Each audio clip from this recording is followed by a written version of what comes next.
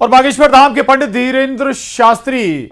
धीरेन्द्र कृष्ण शास्त्री ने सनातन हिंदू एकता पद यात्रा दूसरे दिन भी जारी रखी। सुबह 8:30 बजे कदारी फार्मेसी कॉलेज से उनकी ये यात्रा शुरू हुई, जिसके बाद दोपहर करीब 2:30 बजे पदयात्रा कदारी से गठेवरा पहुंची और जहां भोजन प्रसादी भी हुआ।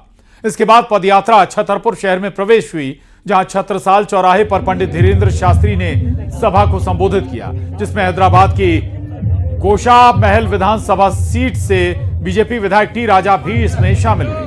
वहीं पदयात्रा के दौरान धीरेन्द्र कृष्ण शास्त्री के पैर में छाले भी निकल आए, जिसके बाद उन्होंने पैर में पट्टी भी बांधी। तो खासी चर्चाओं में है पंडित धीरेन्द्र कृष्ण शास्त्री की ये पदयात्रा, और तमाम बड़ी सियासी हस्तियां भी इस पदयात्रा से जगह जगह पर जुड़ रही हैं। तो दूसरे दिन करीब 17 किलोमीटर की पदयात्रा की है पंडित धीरेन्द्र कृष्ण शास्त्री ने। उनके पैरों में छाले भी हो गए और ये देख सकते हैं आप 5 तस्वीरें। मुस्लिमों ने भी कुछ जगहों पर धीरेन्द्र शास्त्री की इस पदयात्रा का स्वागत किया और इस यात्रा में दक्षिण से बीजेपी के तेज तर्रार विधायक टी राजा भी शामिल हुए। हिंदू सनातन एकता यात्रा छतरपुर में प्रवेश कर चुकी है। चूंकि ये यात्रा बागेश्वर धाम से शुरू हुई और बागेश्वर धाम में बालाजी सरकार का दरबार है। बालाजी सरकार यानी हनुमान जी का बाल स्वरूप। यही कारण है कि देखिए यहाँ पर जब छतरपुर में यात्रा पहुंची है तो यहाँ पर एक बाल स्वरूप में हनुमान नजर आ रहे हैं और उनका आशीर्वाद लेने के लिए, उनसे दुलार करने के लिए, उनको अपने साथ लेने के लिए तमाम जो साधु संत हैं, जो पदयात्री हैं, वो यहाँ पर पहुंच रहे हैं। आप देख सकते हैं कि वो खुद जो है यहाँ पहुंचे हुए सबको आशीर्वाद भी दे रहे हैं। किस तरीके से आशीर्वाद दे रहे हो? जय श्री राम। अच्छा, जय श्री राम बोलो। जय श्री राम। जय श्री राम। जय श्री राम। जय श्री राम जी, हमारा भाई है, हनुमान बना है। तो देखिए ये बाल हनुमान है जो लोगों को आशीर्वाद प्रदान कर रहे हैं।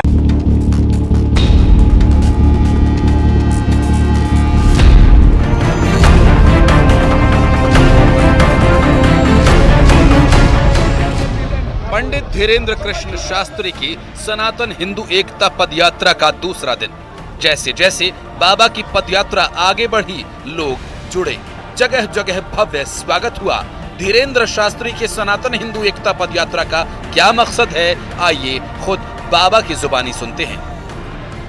भारत के हिंदुओं में नया उबाल आ रहा, पर 100 करोड़ हिंदू वाले देश में हम 1 करोड़ हिंदुओं को जगाने के लिए रोडों पर चाहते हैं, तभी हमारा मकसद पूर्ण हो पाएगा।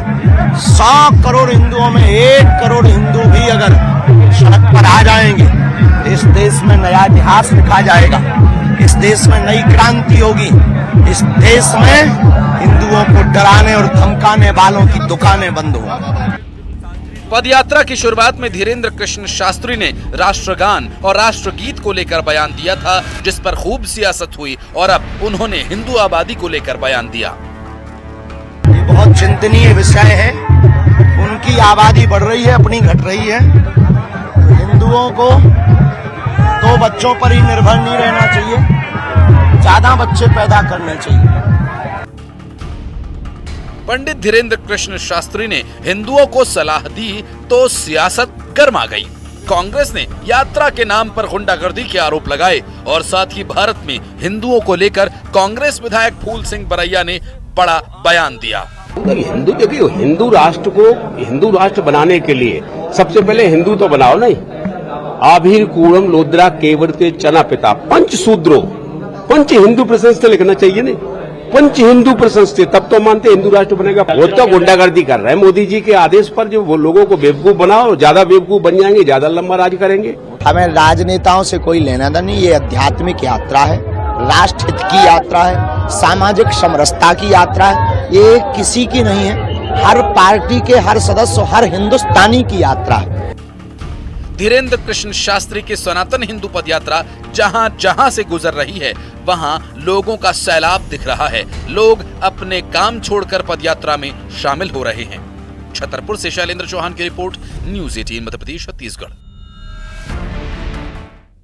और हैदराबाद के गोशा महल से बीजेपी विधायक और फायर ब्रांड हिंदूवादी नेता टी राजा भी बाबा बागेश्वर की पदयात्रा में शामिल हुए। न्यूज 18 से बातचीत करते हुए उन्होंने कहा कि महाराज एक बेहतर उद्देश्य के साथ यात्रा पर निकल रहे हैं और उसमें उमड़ा हुआ जन सैलाब बता रहा है कि भारत का बच्चा बच्चा हिंदू राष्ट्र चाहता है और सामाजिक समरसता चाहता है।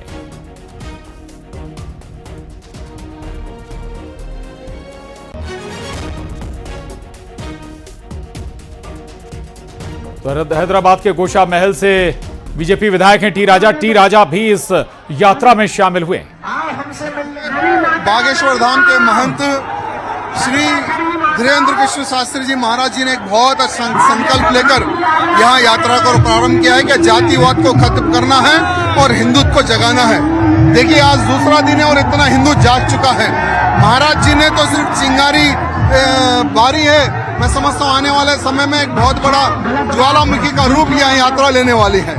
लेकिन कुछ लोग हैं, मुस्लिम धर्मगुरु हैं, कुछ कांग्रेस के नेता हैं, कह रहे हैं कि बीजेपी का हिडन एजेंडा है, महाराज अपनी राजनीति चमका रहे हैं। देखिए जो भी लोग कहते हैं कि ये राजनीति मोड़ लेगी या राजनीति में इस चीज को परिवर्तन किया जाएगा, मैं उनको कहना चाहूंगा गुरुजी को आवश्यकता नहीं है राजनीति करने की।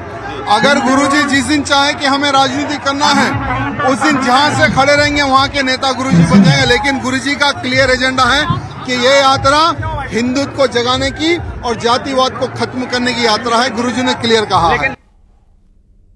और भोपाल से खबर है